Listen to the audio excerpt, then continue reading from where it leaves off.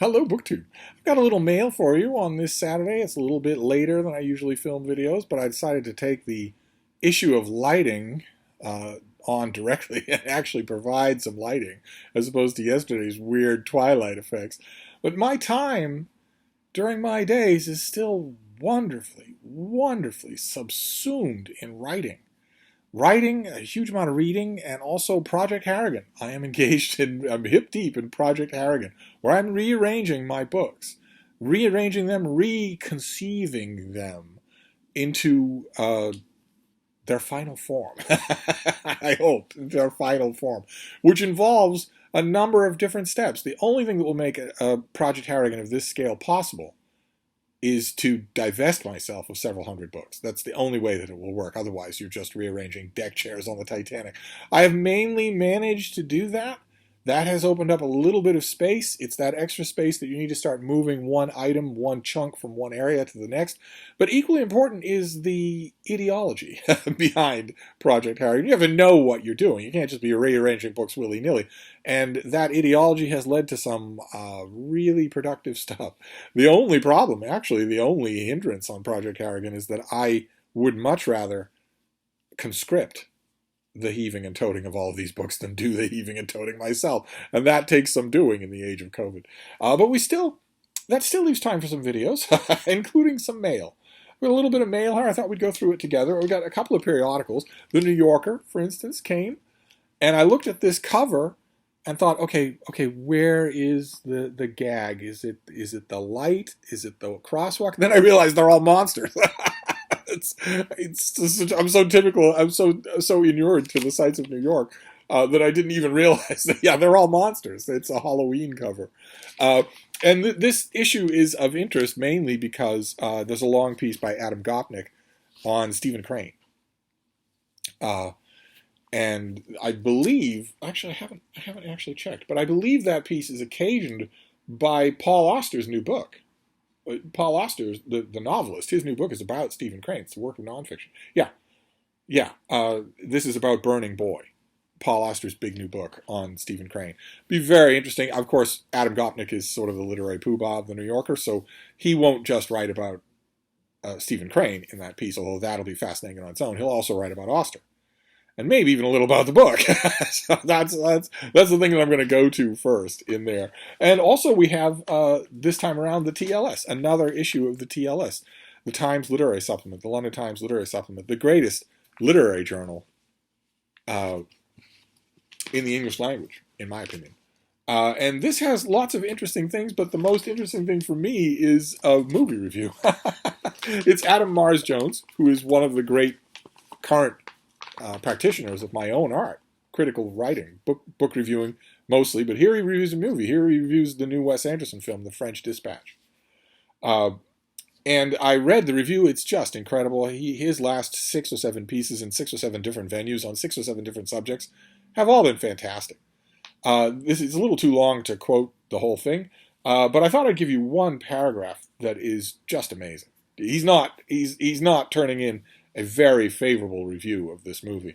It's very intelligently done, but he clearly has lost what little patience he ever had with Wes Anderson's gimmicks. But here he writes about Wes Anderson and Quentin Tarantino. The mildness of Wes Anderson's sensibility serves to mask the degree of his overlap with a much more strident talent, Quentin Tarantino. Though in this case, the reflex defense is always, it's not violence, it's violence.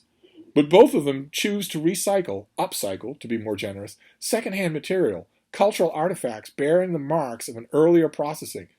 It's just that for Tarantino, the name of the particular trope is likely to be Gangster Standoff or Heist Gone Wrong, not France, as in The French Dispatch, or Undersea Documentary. If you told Tarantino that you'd seen something in one of his films that was acutely observed, other than from the movie screen, that you'd recognized an emotion as being other than booby-trapped with irony, that you'd heard a line that someone might actually say without multiple quotation marks, he would much more likely to be mortified than pleased.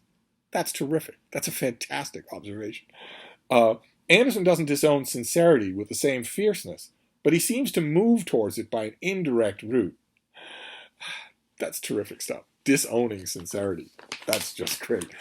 So the two pieces here have their highlights, but we also have actual book mail. So we have no boxes. But we also have no manila envelopes. We have these cardboard packages. So we'll see. They can be either advanced copies or finished copies. We'll see what we have here. Okay, this first one is a finished copy. Oh, okay. Oh, odd. All right, this is unknown to me. I did not request this.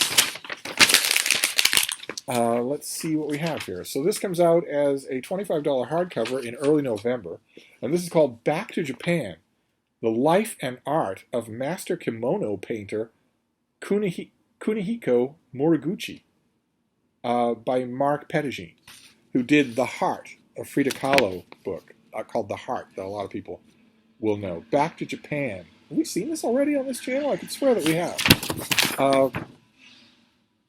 Accomplished filmmaker and critically acclaimed author Mark Pettigene offers a perceptive portrait of master kimono painter and living national treasure Moriguchi.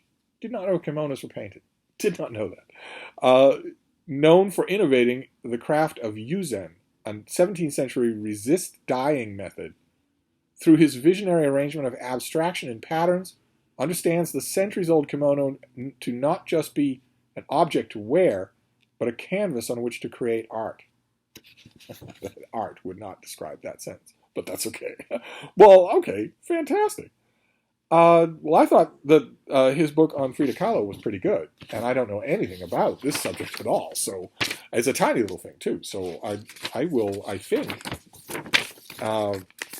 put this on the reading list for tonight. Why not, right? It's 100 pages soaking wet with rocks in his pockets. It won't take long to do. I imagine it'll be a slower crawl than a lot of books because it's totally unknown territory for me. I'll just hope that Pettigene knows that. I'll have to hope that he knows that nobody knows anything about the craft of kimono painting and that he'd better explain it all. Oh, goodness gracious. All right, this next one is also a tiny hardcover. Good Lord. Okay, this came out in mid-September, and it is now late October. So I don't know what's going on there. This is Against Silence by the poet Frank Bedard. The sheet here is just entirely blurbs. It's not... do we have any description at all here? In this collection of poems, Bedard writes of the patterns we cannot escape and the feelings we cannot forget, calling us to speak amid the continual rhythms of love and hate, of life and death. In other words, the cover copy of every Slim volume poetry. So what do you say about it? I mean, that'd be the most thankless job in the world, to do a cover copy for a poetry collection. How are you supposed to say anything about it? But it also is tiny, so it also goes on the list for tonight. So what about this last one? Is there going to be any meat on the bones here? Is this going to be 200 pages or more? It's another finished copy. Let's see. Okay. All right, it's a novel. Good Lord, another book just attached to it. Just page after page after page stapled together. Do I really need this much about this book? I don't think I do. I don't think I need all that at all. I think I can just deal with the one pub sheet. This comes out on November 9th, and this is by Kimmery Martin, and it is called Doctors and Friends. Got a starred review from Booklist, starred review from Publishers Weekly, starred review from Library Journal, 3 starred reviews from industry journals, from the trade journals that review stuff way ahead of time. That's no small thing. As I've said on this channel many, many times, those reviews are not signed. No one's reputation is on the line. No one's demanding top dollar for them. And when your piece is anonymous, you are free to do what you like with the book. All of these trade journals have a pattern, more or less the same. You must faithfully synopsize the book, and then there's a template for what you do after that. They are much closer to a book report than to a book review, although there is a review artistry that you can bring to these things. You get 320, 350 words maybe. And whether or not you give a book a star, that also is a part of the template. And whether or not you give a book a star is entirely up to you. You could go a whole year. You could review 100 books for Publishers Weekly, 100 books for Kirkus in 1 year.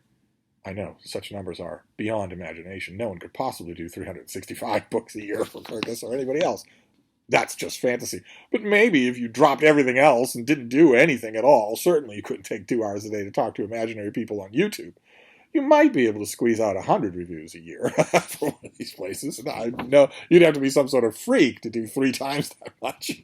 But if you do that, you can go that whole time without ever giving a book a star. You'll never hear from, unless a library journal is very different than all the others, you will never get an email from an editor saying, I can't help but notice you haven't given a star in a while. It's totally up to you. Totally. Which means the stars are really important. It means that when you get a starred review, it's because the critic who does not, again, have to justify their reputation. They don't have to line this up. They don't have to pad it out to 1,000 words. They don't do anything like that. It means they liked your book. If you can get 3 of those from 3 trade journals, that's impressive. So what have we got here? Let's see here.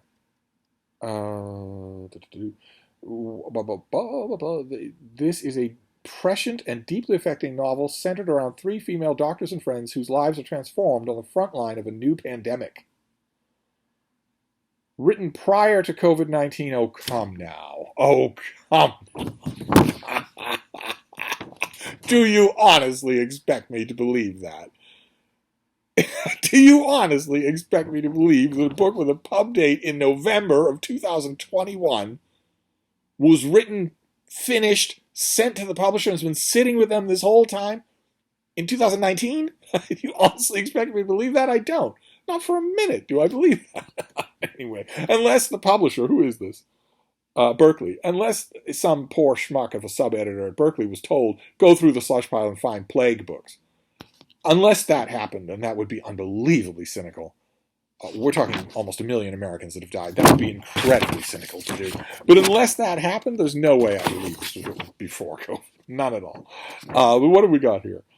Written prior to COVID-19 and inspired by Martin's lifelong fascination with infectious disease, particularly the 1918 influenza epidemic, Doctors and Friends shines a sharp and compassionate light on the lives of the women behind the masks and scrubs during a crisis that is both achingly familiar and punctuated by twists and turns you won't see coming. And that is from a blurb by st.donoghue in USA Today. A fortunate Donoghue who has written for USA Today. There's a certain Donoghue out there in the critical world who has not written for USA Today and would really like to. In the novel, Hannah, Compton, and Kira are close friends from medical school whose lives are upended when an outbreak of a fast-spreading virus throws the world into chaos and them into the front lines. In New York City, Compton Winfield, an ER doctor, must face a city changed beyond recognition and a personal loss so gutting it reshapes every aspect of her life. In San Diego, so they're in different areas. Okay. In San Diego, Hannah Geyer, an OBGYN, discovers she's expecting a baby after years of trying just as the disease engulfs her city. And in Atlanta, Kira Marshland, an infectious disease doctor at the CDC, finds herself in the center of the American response to the terrifying new illness. Her professional battle turns personal when she must decide which of her children will receive an experimental but potentially life-saving treatment. To research the novel, Martin consulted with people at the CDC, the NIH, and the Epidemic Intelligence Service, some of whom are quite well known.